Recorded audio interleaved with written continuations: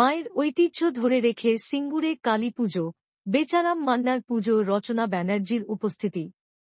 সিঙ্গুরে কার্তিকী অমাবস্যার রাতে কৃষিমন্ত্রী বেচারাম মান্নার বাড়িতে অনুষ্ঠিত হল ঐতিহ্যবাহী কালীপুজো। প্রায় ৫৭ বছর আগে বেচারাম মান্নার মা এই পূজার সূচনা করেছিলেন। আজও সেই পারিবারিক ঐতিহ্য অটুট রেখেছেন মন্ত্রী ও তাঁর পরিবার। এদিন পুজো উপস্থিত ছিলেন অভিনেত্রী ও তৃণমূল সাংসদ রচনা ব্যানার্জি।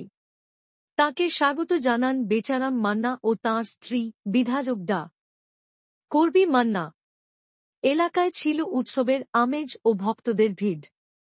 রচনা ব্যানার্জি বলেন, রাজনীতি ও সংস্কৃতিকে একসঙ্গে এত সুন্দরভাবে এগিয়ে নিয়ে যাওয়া সত্যিই প্রশংসনীয়।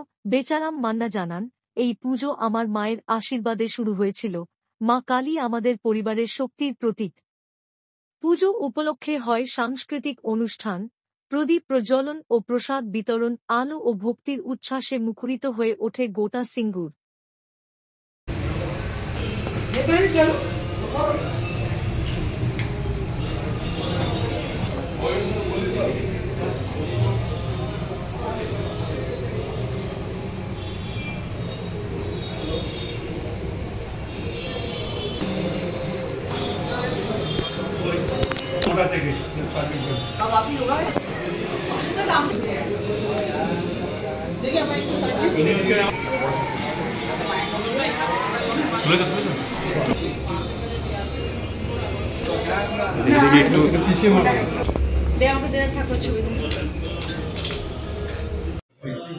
দেখুন, মায়ের হাতেই প্রতিষ্ঠিত। আজকে দেখতে দেখতে ৫৭ বছর হয়ে গেল।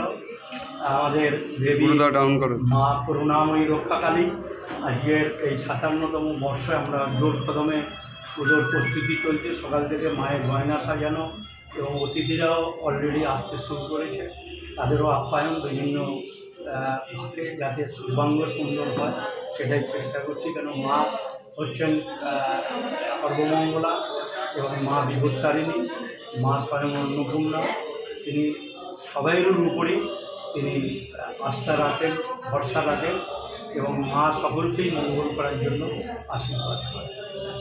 প্রতিষ্ঠার ইতিহাসটা যদি বলেন। প্রতিষ্ঠা মা স্বপ্নদৃষ্ট হয়ে এটা করেছিলেন এবং মা ১১ সালে মারা যাওয়ার পর, বিমলা দেবী মারা যাওয়ার পর আমি নিজে হাতেই পূজা টুজা করি। মায়ের সেবা প্রতিদিন নিত্য সেবা আমরা করি এবং মানুষের মঙ্গল কামনায় আমরা সর্বক্ষণ মায়ের কাছে স্মরণ করি। আপনি সর্বোপরি একজন রাজনীতিবিদ এবং মন্ত্রী। এই আজকে দীপাবলির উৎসব এবং পুজোর বার্তা এটাই যে এই দীপাবলির উৎসব সর্বান্তকরণে সফল হোক এবং মানুষ আনন্দ করুক এবং জনগণের কাছে এই বার্তাও দেবো যে তারা যেন শব্দবাজি থেকে দূরে থাকে এবং ডিজের মতো যারা প্রকৃতির পরিবেশ থেকে যেন দূরে থাকে, এইটুকুই শুধু প্রার্থনা। আর সকলকেই বলবো, বাংলার এটাও একটা বড় উৎসব। এই উৎসব, দীপাবলির উৎসব যেন বর্ণময় হইতুক, আলোকময় হইতুক আর সমস্ত মানুষের যাতে মঙ্গল হয় আমরা মায়ের কাছে প্রার্থনা। ভোট যত এগিয়ে আসছে বিরোধী রাজনৈতিক দল বিজেপির একটা আগ্রাসন ভূমিকা দেখা যাচ্ছে। মানে দেখুন, এটা পরীক্ষিত সত্য। এ রাজ্যের মুখ্যমন্ত্রীর বিকল্প আর কেউ নেই। জনগণের পাশে দাঁড়াবার মতো আর কোনো নেতা নেই। একমাত্র মুখ্যমন্ত্রী মমতা বন্দ্যোপাধ্যায় আছে। অনেক রকমের ছল চাতুরি, টাকা আটকে দেওয়া, বিভিন্ন রকমভাবে বিভিন্ন কিছু করেছে, তারা সুফল পায়নি।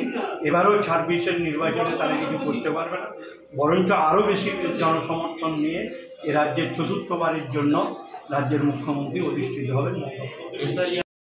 খুবই ভালো লাগছে। আজকে মায়ের দিন, আজকে আনন্দের দিন। শুভ দীপাবলি।